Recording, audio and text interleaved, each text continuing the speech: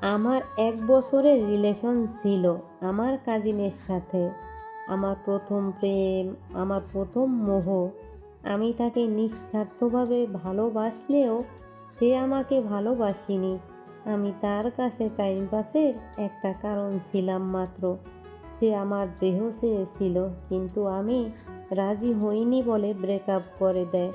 আমি অনেক চেষ্টা করি তার সঙ্গে যোগাযোগ করার জন্য, কিন্তু সে তার জেদ অনড়। আমার কান্না, আমার অসহায়ত্ব তার মন গলাতে পারেনি। একটা অজুহাত দেখিয়ে আমার উপর অপবাদও দিয়েছে। তারপরও তাকে ঘৃণা করতে পারতাম না। আশা নিয়ে দিন পার করতে লাগলাম যে সে একদিন আমার ভালোবাসার টানে যোগাযোগ করবে, সব ঠিক হয়ে যাবে।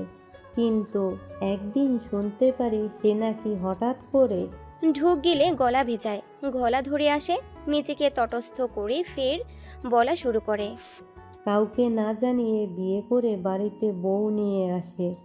সেই বউ আবার ২ মাসের অন্তঃসত্ত্বা ছিল তখন।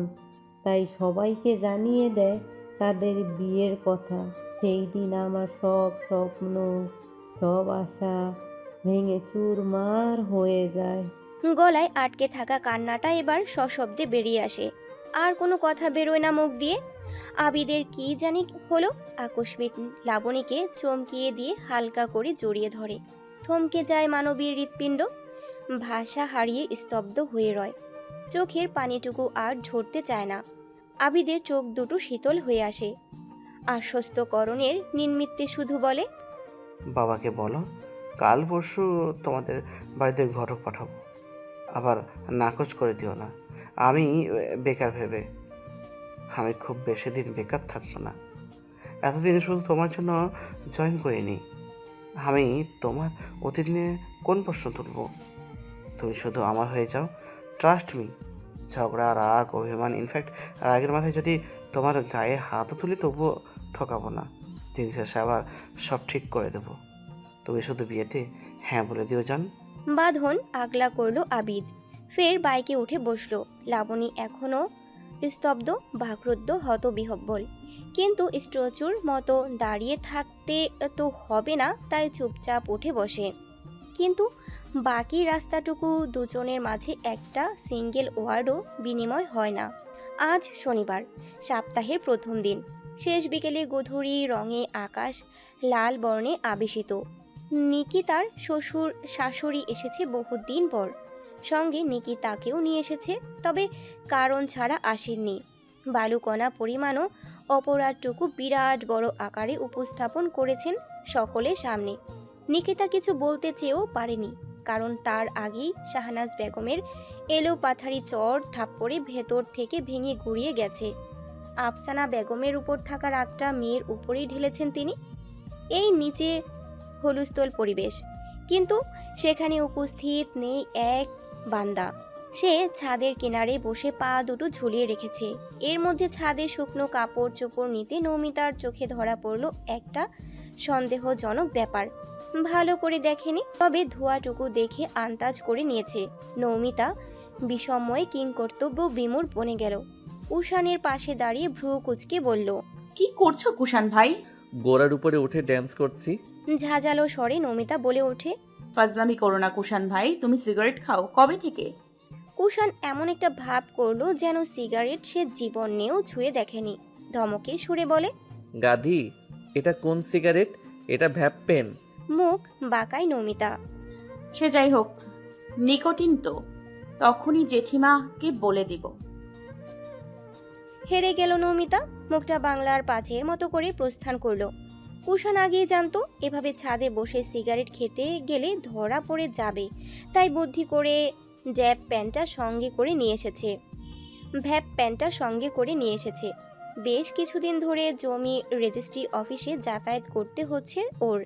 তবু পরিবারের চোখকে ফাঁকি দিয়ে আজ সকাল থেকে মাত্র একটু সময় পেয়েছে। উজ্জ্বল পৃথিবী এখন আধারে তলিয়ে গেছে। নির্জন নিস্তব্ধ রাত। নদীর ঘাটে গানের আসর বসেছে। চাঁদনি রাতের আলোয় একটা বড় নৌকায় আসর বসিয়ে নদীর মাঝ অবধি গিয়েছে। আজ সেই নৌকায় আছে কুষাণও। এই যুগে এমন গানের আসর সচরাচর দেখা যায় না, বলতে গেলে বিলুপ্তির পথে। কিন্তু এই গ্রামে এখনো মাঝে মাঝে মুরব্বি থেকে যুবকরা একজোট হয়ে বসে। সাধারণত কুষাণের বাপ চাচার বয়সী মানুষই বেশি থাকে এই আসরে। আবিদের সঙ্গে আজ প্রথম এলো এই আসরে। অল্প কিছু সরঞ্জাম বাজিয়ে গাইতে শুরু করছে। একজন নয়, সবাই একই সুরে গাইছে। গান চলাকালীন মুহূর্তটুকু কুষাণ বোধ হয়ে গিয়েছিল স্মৃতির পাতায়। গানের প্রতিটা কথা যেন তাকে ইঙ্গিত করছে, ভেতর থেকে উপলব্ধি করতে পারছে তার পরিস্থিতির সাথে। বুক ভারী হয়ে আসে তার, চোখে জল জমে। এখানে আর থাকবে না, উঠে বাড়ি চলে যায়। সবাই নিজ নিজ কক্ষে দৌড় ছিটকানি লাগিয়ে তন্দ্রা দেশে পাড়ি জমানোর প্রস্তুতি নিচ্ছে। তো কেউ ভবিষ্যৎ নিয়ে চিন্তায় মগ্ন। বিছানার ডান পাশের জানালাটা হার্ড করে খুলে রাখায় পুকুর ঘাটের গাছপালা থেকে সাই সাই করে বাতাস ঢুকছে ঘরে। সেই শীতল বাতাস এসে বাধা পড়ছে জানালার সংলগ্ন চেয়ারে। শরীরে গিট ছেড়ে বসে থাকা মানবের শরীরে এসে এক বাহু চেয়ারে হাতলের উপর, অন্য হাতে জ্বলন্ত নিকোটিন। দুই আঙ্গুলের মাঝে থাকা উচ্ছিষ্ট সিগারেটের অংশটা বাহিরে ফেলে দেয়। ফের সিগারেটের প্যাকেট থেকে অন্য আরেকটা সিগারেট জ্বালিয়ে নির্লিপ্তভাবে ধোঁয়া উড়াতে ব্যস্ত হয় কুষাণ। ঠোঁট গোল করে বাহির থেকে আগত বাতাসের সাথে মিশিয়ে দিচ্ছে নিকোটিনের বিষাক্ত কালো ধোঁয়া। পুরুষালী ছোট্ট ছোট্ট চুলগুলো নড়ছে প্রবল বাতাসের ব্যাগের হামলায়। সেই সময় কাছে পিঠে কোথাও ডিজিটাল সহচরে বেজে ওঠে বাজঘাই রিংটন। প্রচণ্ড অসন্তোষ দেখে দেখা দেয় কুষাণের অদলে। ললাটে অসংখ্য বিরক্তির ভাঁজ ফেলে গালি দেয়, যেন তার বহু সময়ের সাধনায় কেউ পানি ঢেলে দিয়েছে। উঠে গিয়ে ফোনটা হাতে তুলে নেয় কুষাণ। আবারও আগের মতোই চেয়ারে বসে একরাশ বিরক্তি ভাব নিয়ে ফোনটা কানে চাপতেই ওপাশ থেকে জেরিন বলে ওঠে, হ্যালো কুশ, ফোন তুলতে এত সময় লাগে? কেমন আছিস? আমি যেমনই থাকি না কেন, that's none of your business. Tell me only what you called. I don't want to hear a single extra word. ফোনের ওপাশ থেকে বিমর্ষ গলায় শোধালো, দোষ, আমি বুঝতে পারছি তোর মনের অবস্থাটা। আর কেউ বুঝলেও আমি বুঝি, উপলব্ধ করতে পারি তোর পেনটা, কিন্তু তুই আমাকে কখনো বুঝিসনি। নমিতার বিয়ে ঠিক হয়েছে তো কি হয়েছে? আমি কি মরে গেছি? আমি তোর পাশে সব সময় ছিলাম, আছি এবং থাকবো। আমাকে বোঝার জন্য অসংখ্য ধন্যবাদ, কিন্তু আমি ওকে ছাড়া বাঁচব না। তুই বুঝতে পারছিস আমার বিষয়টা? Just imagine my situation.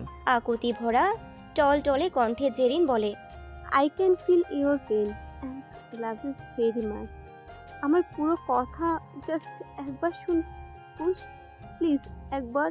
Kushan আর জেরিনের মধ্যে বেশ কিছুক্ষণ কথোপকথন চলে, কিন্তু আশ্চর্যের বিষয় এটাই যে জেরিনকে একবারও কড়া ভাষায় কথা শোনায় না। নরম কণ্ঠে কথা বলে জেরিনের সঙ্গে। কি এমন বলেছিল জেরিন? তার ভালোবাসার মিনতি কি এতটাই দৃঢ় ছিল যে কুষাণের মন গলাতে সক্ষম, নাকি অন্য কিছু? কুষাণের ঘর পরিষ্কার করতে এসে অগণিত সিগারেটের উচ্ছিষ্ট ছড়িয়ে ছিটিয়ে থাকতে দেখে বেজায় ছুটে গেলেন মাহমুদা বেগম। ছেলের অপ্রত্যাশিত কর্মকাণ্ডে ক্ষিপ্ত হলেন। শার্টের হাতে গুটিয়ে ড্রেসিং টেবিলের সামনে ঘড়ি পড়েছে কুষাণ। মাহমুদা বেগম কোমরে হাত গুজে তেতে উঠলেন। কবে থেকে নেশা পানি ধরেছিস? কুষাণের মধ্যে তেমন কোনো ভাবান্তর দেখা গেল না। নির্লিপ্ত গলায় বলে, এখনো ধরিনি, জাস্ট সিগারেটটা ছুঁয়েছি। প্রচণ্ড রূপে বিষময় নিয়ে কুষাণ বলে চিল্লিয়ে ওঠেন মাহমুদা বেগম। শব্দের তীব্রতায় মৃদু নড়েচড়ে ওঠে কুষাণ। চাপা ক্ষোভ দিয়ে তাকায়। কপাল ছুঁই ছুঁই চুল হাত দিয়ে এক পাশ করে। কেউ যেন শুনতে না পায় তার জন্য মাহমুদা বেগম কণ্ঠ খাদে নামিয়ে ধমকালেন, একটা থাপ্পড় মারবো বেয়াদ্দপ কোথাকার। তোর বাবা যদি জানতে পারে তুই সিগারেটে আসক্ত হয়ে পড়েছিস, তাহলে কিন্তু খবর আছে তোর। এত কষ্ট করে মানুষ করেছি, লেখাপড়া করিয়েছি, শেষে নেশাখোর হবি এটা দেখার জন্য? ছি কুষাণ, তোর কাছ থেকে অন্তত এটা আশা করিনি। আজ থেকে যেন আর কোনোদিন ধূমপান করতে না দেখি। কথাটুকু শুনিয়ে কাজে মনোযোগ দিলেন মাহমুদা বেগম। বিড়বিড় করে কি যেন বকিয়ে চলছেন। সেদিকে কর্ণপাত করার প্রয়োজন বোধ করল না কুষাণ। বা হাতে কালো প্যান্টের পকেটে ঢুকিয়ে ফোনটা বের করলো। দু চোখ ফোনের স্ক্রিনে রেখে রুক্ষ স্বরে শোনালো, মারো, কাটো, এমনকি ত্যায্য করে দাও, I don't care, just give me what I need. দেখো, আমিও ধূমপান করতে চাই না, কিন্তু তোমরা আমার ভালোবাসাকে পান করতে দিচ্ছ না। তোমাদের কাছে এবার আমি আমার জীবনের সবচেয়ে বড় আবদারটা রেখেছি, কারণ জিনিসটা বহু মূল্যবান, এমনকি আমার জীবনের থেকেও। এখন ডিসিশন তোমাদের, ছেলের জীবন বাঁচাবে নাকি ইগো নিয়ে পড়ে থাকবে। সেকেন্ড অপশন চুজ করতে চাইলে ভুলে যেও তোমাদের কোনো ছেলে ছিল। লাস্ট মোমেন্ট অবধি তোমার আর তোমার স্বামীর উপর ভরসা করব। 4 দিন টাইম দিলাম। The countdown starts now. বাকিটুকু আর বলবো না, বুঝে নাও, নয়তো I will even forget I had parents. কারো পরোয়া না করে হনহন করে বেরিয়ে যায় কুষাণ। ছেলের মাত্রাহীন পরিবর্তনে ভরকে যায় মাহমুদা বেগম। দুশ্চিন্তারা আষ্টে পৃষ্ঠে জাপটে ধরে ওনাকে। স্বামীর সঙ্গে এই নিয়ে জরুরি আলোচনায় বসতে হবে। যে ছেলে খুব বেশি রাগান্বিত না হলে মা বাবার সঙ্গে উঁচু স্বরে কথা বলে না, সে ছেলে আজ ঠান্ডা মাথায় হুমকি দিয়ে গেল। সে কি না বলেছে যে মা বাবাকেই ভুলে যাবে। বিষয়টা আর ছোটোখাটো পর্যায়ে নেই। কুষাণের জেদ শুধু মুখের কথায় সীমাবদ্ধ নেই, হেলাফেলা করা যাবে না। এই জেদের শেষ পরিণতি কি হয় তা আদৌ কেউ ঠাহর করতে পারছে না। বাজার থেকে কয়েক কদম দক্ষিণে গেলেই একটা নীরব জায়গা আছে। সেখানে পরিত্যক্ত একটা ঘর আছে, যেটার নাম কাশারি ঘর। এলাকার মানুষ তাই বলেই আখ্যায়িত করেছে এই নীরব, শান্ত, বড় বড় গাছপালার ছায়াতলের জায়গাটুকু বরকে। সেখানে আজ অশান্ত কিছু ঘটেছে। খেজুরে আলাপ এক সাইডে রেখে আসল কথায় আসুন। আমার কাকার মাথায় ডাব ফেলে মেরে ফেলার ষড়যন্ত্রটা করে খুব বাজেভাবে ফেঁসে গেছেন। চোখের সামনে ক্লিয়ার হয়ে গেছে আপনাদের বদ মতলবটা। পাতলা শুভ্র রঙের শার্টটা শরীরের সাথে এমনভাবে মিশে আছে যে ছিপছিপে কিন্তু দৃঢ় পেশিগুলো স্পষ্টত দৃশ্যমান। চওড়া কাঁধ দুটো টান টান করে পাহাড়ের মতো সুগঠিত বুকে শানের মতো ধারালো চোয়াল দুটো ভাঁজ করে আরএফএলের চেয়ারে এক পায়ের উপর আরেক পা তুলে বসে আছে কুষাণ। তার শক্ত জবানের টোপে পড়ে বিষম খেলেন তাজমহল শেখ। খেপে গেল তার পুত্রদ্বয় সহ কিছু সাঙ্গা পাঙ্গারা। এই ছেলে, এত কথা কেন বলছো? বেশি বুঝো?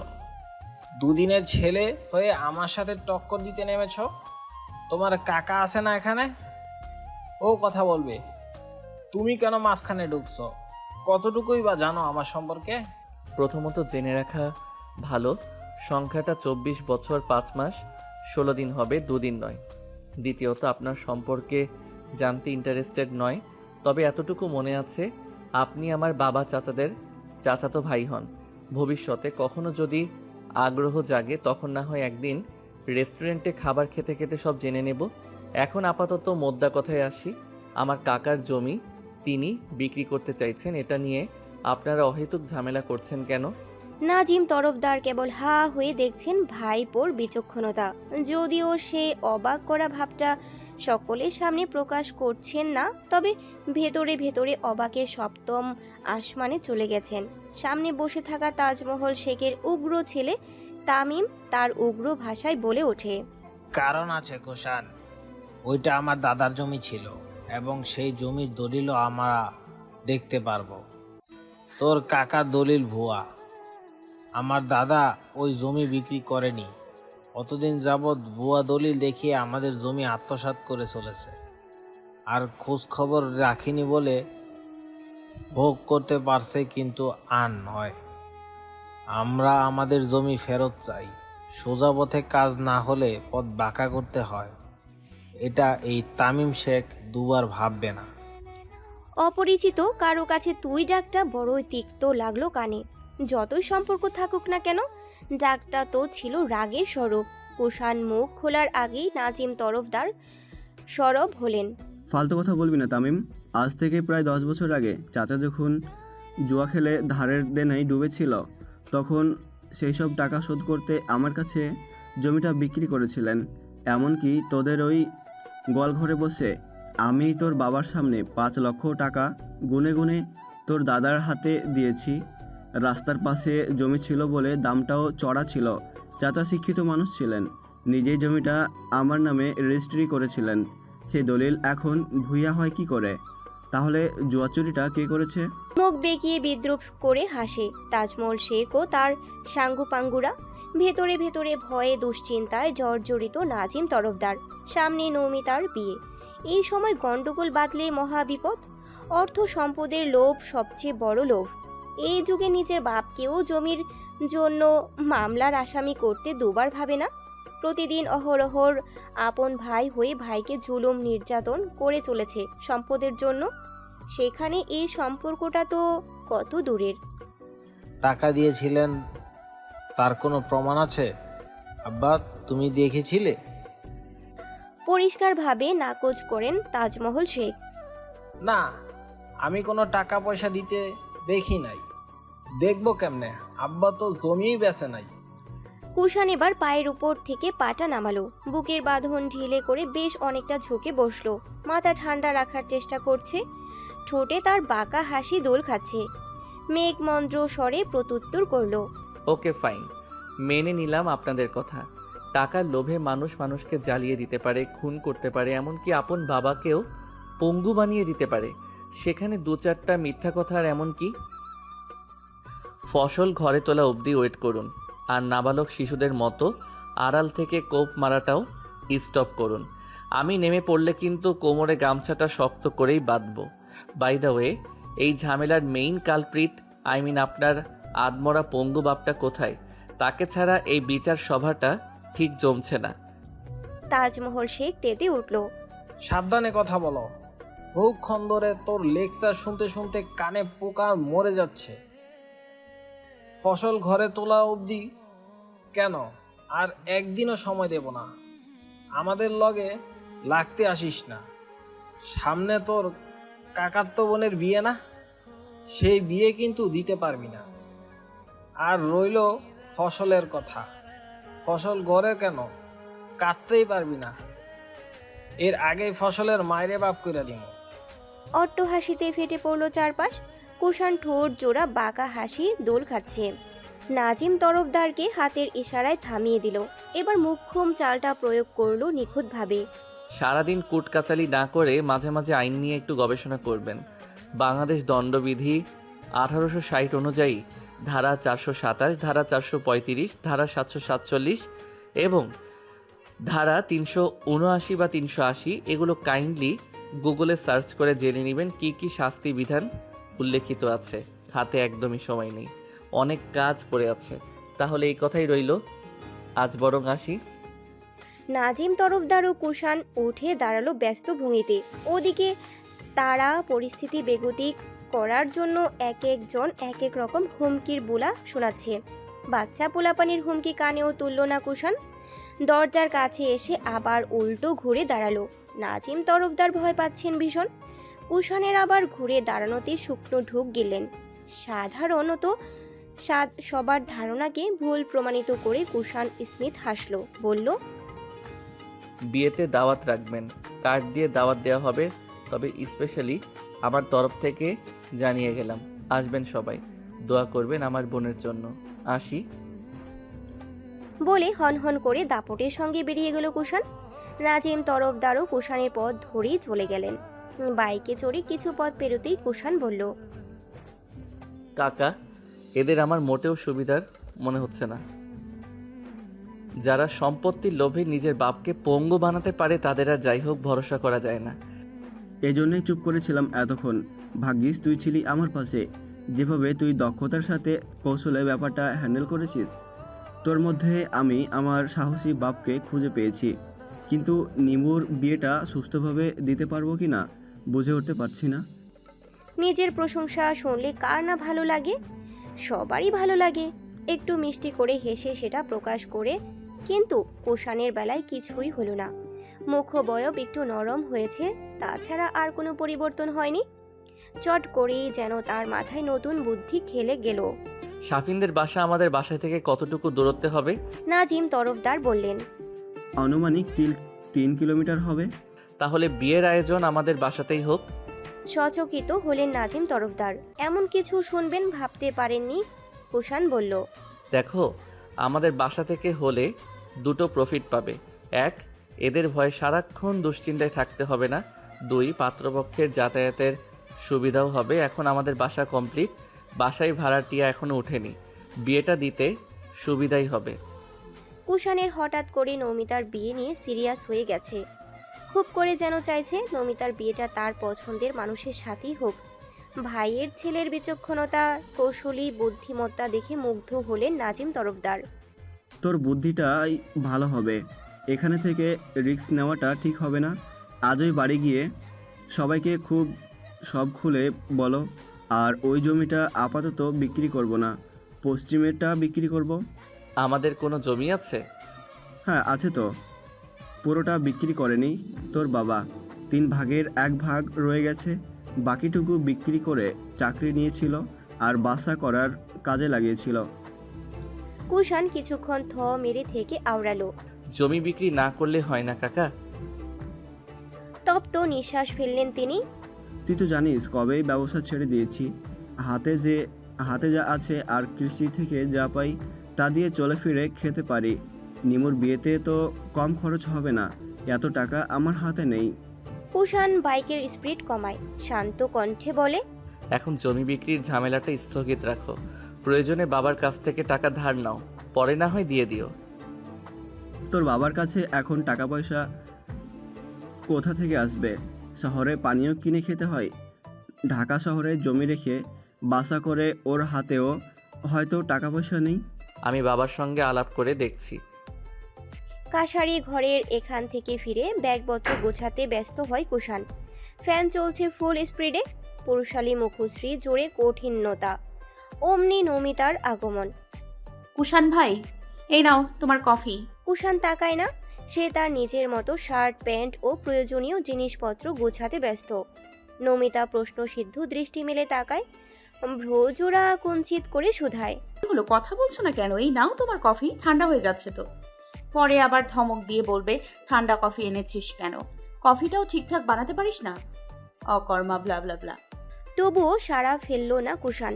টেবিল থেকে দুটো বই আর একটা ডায়েরি ব্যাগে ঢুকাচ্ছে, যেন এই মুহূর্তে পৃথিবীর সবচেয়ে গুরুত্বপূর্ণ কাজটি হলো ব্যাগ গোছানো। নমিতার ভালো লাগলো না কুষাণের চুপচাপ রূপটা। দুই ঠোঁটে যেন সুপার গ্লু মেখেছে, মুখটা নিষ্পেষ করছে ঝগড়া বাঁধানোর জন্য। ব্যঙ্গসুলভ বলল, ভাব দেখলে বাঁচি না, এতক্ষণ ধরে এত কথা বললাম অথচ মানুষ কানেও নিল না। বলি কানে কি আকাশ ডাক্তারের তুলা ভরে রেখেছো নাকি?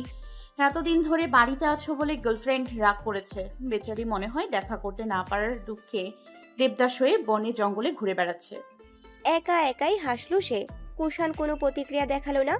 নমিতা নাক উঁচু করে বিরক্তি চোখে তাকায়। এবার সিরিয়াস ভঙ্গিতে বলে ওঠে, আজ কফিতে চিনি বেশি দিয়েছি, খেয়ে দেখো। আচ্ছা তুমি যাচ্ছ কোথায় বলো তো? আমার বিয়ের তো আর বেশি দিন বাকি নেই। কাল থেকে শপিং, বাজার, গয়নাগাটি, দাওয়াত দেওয়া, বাড়ি ঘর সাজানো, সমস্ত কাজ শুরু হবে। আর তুমি কিনা আজই চলে যাচ্ছ? এত সব করবে কে? আমি তোমাকে কোথাও যেতে দিব না।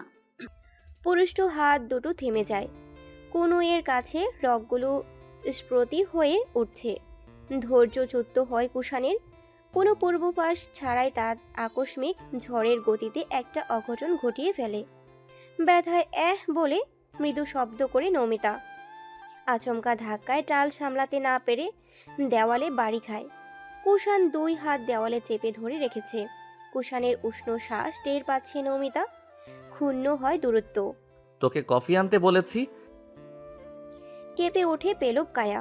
হৃদস্পন্দন দ্রুত স্পন্দিত হয়।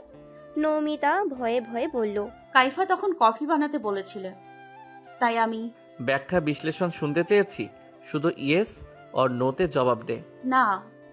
কুষাণ দরাজ গলায় বলে ওঠে, আমি যখন বলিনি তাহলে এনেছিস কেন? তোর জামাইকে বানিয়ে খাওয়াতে পারিস না? আমার কাছে কি? আমি বলেছি আমার কাছে এসে বকবক কর। সেই তখন থেকে তোর ফালতু বকবক শুনে আমার কান পচে গেছে। আমি যখন কথা বলতে চাইছি না তাহলে আমার মাথা খাচ্ছিস কোন সাহসে? Just tell me what's going on. শরীর কাঁপে নৌমিতার, নত মুখ তুলে তাকানো সাহস করে না। কুষাণের এমন ভয়ানক রূপ শেষে দেখেছিল ওই নিকৃষ্ট সকালে। অপমানে ভয়ে আড়ষ্ট রমণী কেঁদে দেওয়ার উপক্রম। নরম মনে আজ গভীর দাগ কেটেছে, তবু কুষাণের মন গলল না। নৌমিতার মুখ চেপে ধরে পূর্বের ন্যায় কাঠ খোট্টা গলায় চিবিয়ে চিবিয়ে বলল, তোর বিয়ে আজ হোক বা কাল তাতে আমার কি যায় আসে? Oh getting a servant for free now, হ্যাঁ? লাইক তোর বিয়েতে কামলা খাটাতে চাস আমাকে? তোর এক্সপেকটেশন দেখে সত্যি না হেসে পারলাম না। অপ্রত্যাশিত কথাগুলো শুনে নিঃশব্দে চোখের পানি ফেলল নিমো। ছুটার জন্য ছটফট করছে না। আজ কুষাণের কাছ থেকে এমন কিছু পাবে একদমই আশা করেনি সে। কুষাণ ঘন ঘন শ্বাস ফেলছে, রাগ সংবরণ করার প্রয়াস চালাচ্ছে। হঠাৎ করে আবারও ক্ষেপে যায়। নৌমিতার গালে আঙ্গুলের চাপ গভীর হয়। ব্যথায় কুকড়ে ওঠে নৌমিতা। তীক্ষ্ণ দৃষ্টিতে তাকায়, ঝাঞ্ঝা গলায় বলে, আমাকে পুড়িয়ে খুব সুখ পাস? কেন আসিস আমার কাছে? আমার জীবন বিষাদময় বানাতে উঠে পড়ে লেগেছিস কেন? এত অপমান করি তবু শিক্ষা হয় না তোর? তোর শাফিনের কাছে যেতে পারিস না? কুষাণ, কি করছিস তুই? ছাড় ওকে। চেঁচিয়ে উঠল মাহমুদা বেগম। কুষাণের বাঁধন আগলা হতেই সশব্দে কেঁদে দিল নৌমিতা। এতক্ষণে গলায় আটকে রাখা কান্নাটা আর বাঁধ মানল না। কোমল মনটা যেন আজ পাহাড় ধসে পড়েছে। চোখ ভরে জল আসে। দৌড়ে বের হয়ে যায় ঘর থেকে। যেতে যেতে বলে, তোমার মন কংক্রিটরের তৈরি কুষাণ ভাই, ওই মনে মায়া দয়ার কোনো ছিটে ফোটাও নাই। বলে বেরিয়ে যায়। মাহমুদা বেগম কুষাণকে ধমকালেন, চর বসালেন গালে। তিনি দরজার আড়াল থেকে কুষাণের শেষের বলা তিক্ত কথাগুলো শুনেছেন। নিজের ছেলেকে যেন চিনতেই পারছে না। কুষাণ কথাগুলো কষ্টে বলেছে নাকি ঘৃণায় বলেছে বুঝে উঠতে পারলেন না তিনি। তার হঠাৎ ঢাকা ব্যাগ করায় প্রশ্নের সম্মুখীন হতে হয়। কুষাণ সেগুলোর উত্তর দেয়, কাল তার পরীক্ষা আছে, তাই চলে যেতে হচ্ছে। বাড়ির মানুষ তখনও জানে না নিমোর বিয়েটা ঢাকা হবে। সব শেষে রুম থেকে বের হয় কাইফা। কুষাণ যখন বাইক স্টার্ট দিবে সেই মুহূর্তে দৌড়ে গিয়ে হাজির হয়, বলে, চলে যাচ্ছে ভাইয়া? হ্যাঁ, চলে যাচ্ছি। কিছু একটা মনে পড়ে যায়। কুষাণ ব্যাগের চেন খুলে একটা চকলেট বক্স কাইফার হাতে ধরিয়ে দিয়ে মাথায় হাত বুলায়। তারপর বিদায় নিয়ে রওনা হয় ঢাকার উদ্দেশ্যে। কুষাণের ঝাঁঝালো বিষাক্ত কথায় সারাদিন বিষণ্ণ হয়ে থাকে নৌমিতা। আর তার সরল মাথায় এখনো ঢুকেনি কি এমন অপরাধ করেছিল যে তার কুষাণ ভাই তাকে এভাবে থেতলে দিল।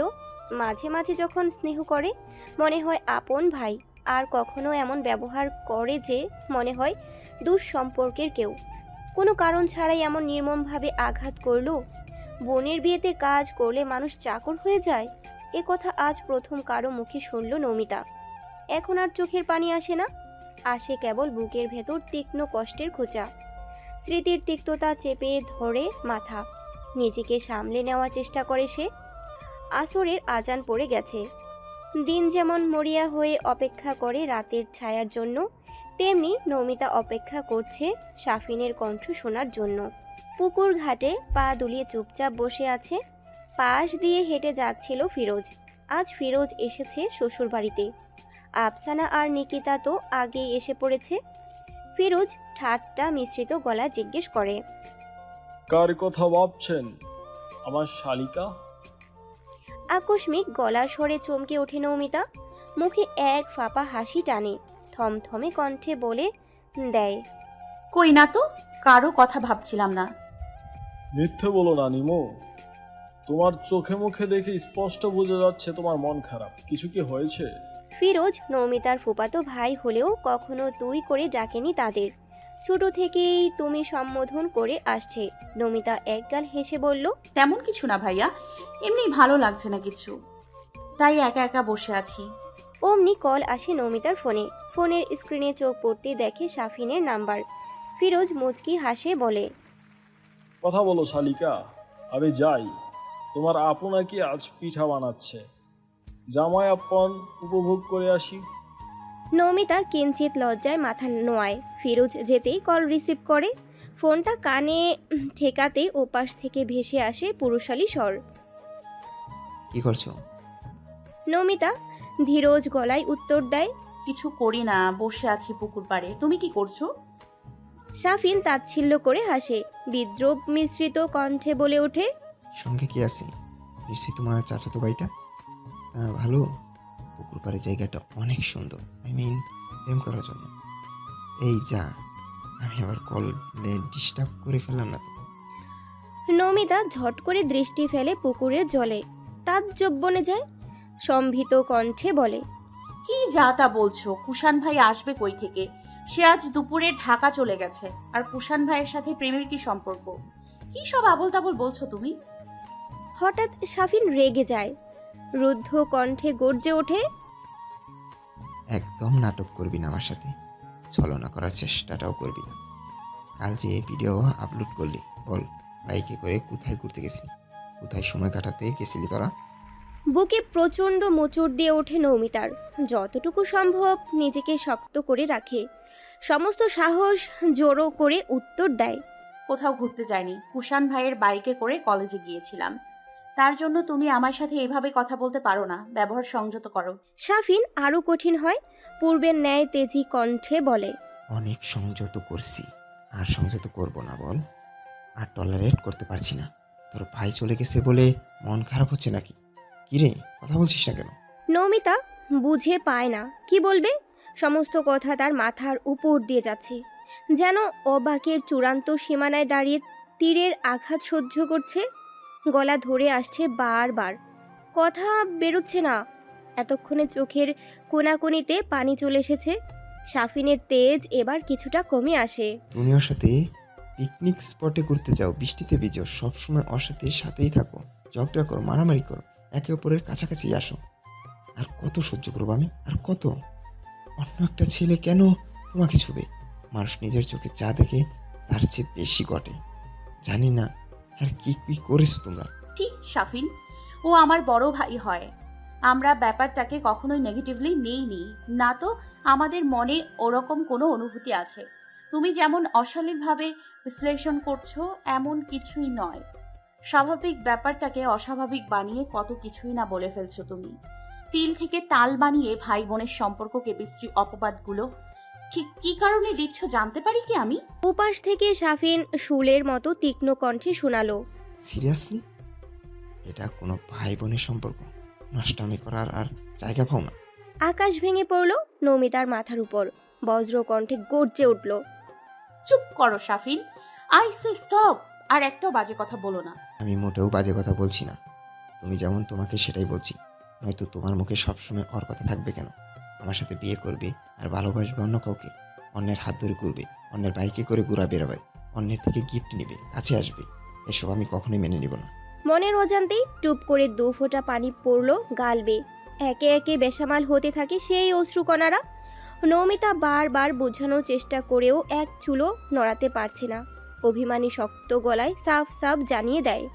কুষাণ ভাইয়ের সাথে আমার কোনো অনৈতিক সম্পর্ক নেই। ছোটবেলা থেকে আমাদের মধ্যে কেবল ঝগড়া আর বিরোধের সম্পর্ক, আজও তাই আছে। অহেতুক চরিত্র হরণের অপচেষ্টা বন্ধ করো। যদি সত্যি আমাকে ভালোবাসতে না পারো, যদি বিন্দুমাত্র বিশ্বাস না থাকে, তবে এখনই সম্পর্ক ভেঙে দাও। আমি মিথ্যের ভিতের ওপর ভালোবাসার ঘর বানাতে চাই না। যেখানে বিশ্বাস নেই সেখানে ভালোবাসার অভিনয় করতে পারবো না। কুষাণের সাথে নৌমিতার ঘনিষ্ঠতা দেখে শাফিন আর সহ্য করতে পারছিল না, আচমকায় রেগে যায়, যা হয়তো প্রতিটা প্রেমিক পুরুষের ক্ষেত্রেই ঘটে থাকে। তিক্ত বুলি শোনায়, কিন্তু নৌমিতা অপ্রত্যাশিত ঘটনায় ভেঙে পড়েছে। নৌমিতার কন্দনরত স্বর শুনে ওই প্রান্তের মানুষটার মন হয়তো কিছুটা নরম হয়, রাগ কমে আসে, দীর্ঘ নিঃশ্বাসের শব্দ শোনা যায়। কিছু মুহূর্ত দুজন চুপ করে থাকে, শুধু একে অপরের নিঃশ্বাসের শব্দ শুনছে। নীরব পরিবেশের ঘোর কাটে শাফিনের আওয়াজে। দেখো নিমাই, আমি তোমাকে এতগুলো কথা শোনাতে চাইনি, কিন্তু বাধ্য হয়েছি বলতে। তোমার এলাকার কেউ একজন তোমাদের একসাথে ছবি পাঠিয়েছে আমার ফোনে, বিয়ে ভেঙে দেওয়ার জন্য উস্কেছে আমার বাবাকে। সব আমি ম্যানেজ করে নিয়েছি। তুমি কি ভুলে যাচ্ছ তোমরা দুজন অ্যাডাল্ট? তোমার পাশে অন্য কাউকে দেখলে সহ্য করতে পারি না আমি। তোমরা যখন একে অপরের ছবি আপলোড করো, ট্যাগ করে পোস্ট করো, তখন রাগে আমার রক ফেটে যেতে থাকে। তবু তুমি সবসময় ওর নামই জপতে থাকো। কেন নিমাই? তোমার তার সাথে এত ঘনিষ্ঠ হতে হবে কেন? ওর সাথে ঘুরতে যাবে কেন? আর মাত্র কয়েকটা দিন, এতটুকু তুমি সহ্য করতে পারছো না? আমি যদি আমার কোনো কাজিনের সাথে তোমাদের আচরণ করি, তোমার কি সেটা ভালো লাগবে?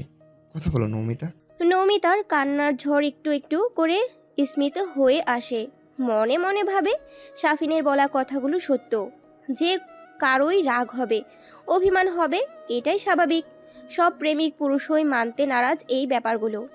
রাগের বশে মানুষ কখনো কখনো এমন কথাও বলে যা তারা আসলে মন থেকে চায় না। অথচ এতদিন ধরে সব কিছু লক্ষ্য করার পরও শাফিন কখনো তাকে কোনো অভিযোগ করেনি, চুপচাপ সহ্য করে গেছে। ভুলটা আসলে নমিতারই। মেয়ে মানুষের মন সহজেই ভালো ব্যবহারে গলে যায়, এ তো জানা কথাই। আর সেখানে শাফিন নিজের ভালোবাসার অধিকার দেখিয়েছে, নিজের পসেসিভনেস প্রকাশ করেছে, সেখানে নমিতার মন গলে যাওয়াটা একদম স্বাভাবিক।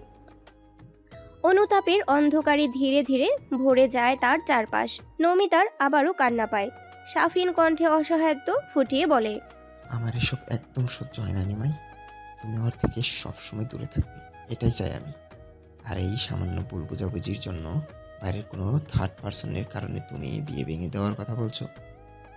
এটা কিভাবে ভাবলে তুমি? এই কারণে আমি তোমার বিয়েটা ভেঙে দিব? তোমাকে ছাড়া বাঁচতে পারবো না আমি নিমাই। সরল মনে ফুপিয়ে ওঠে নমিতা, নিজের দোষ স্বীকার করে নেয়।